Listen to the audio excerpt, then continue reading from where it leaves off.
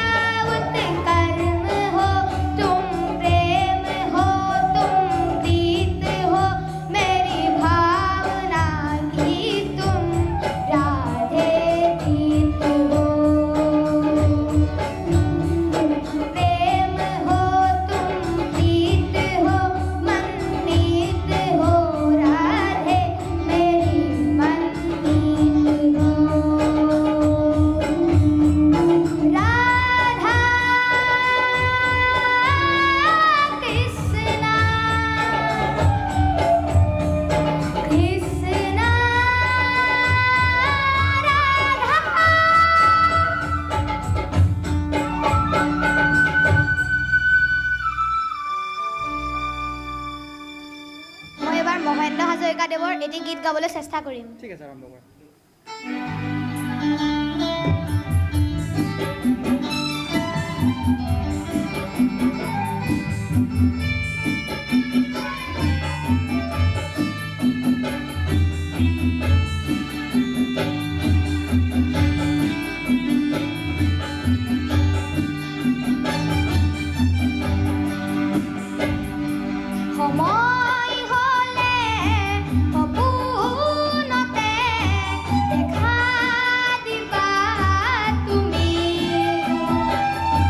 পিঠা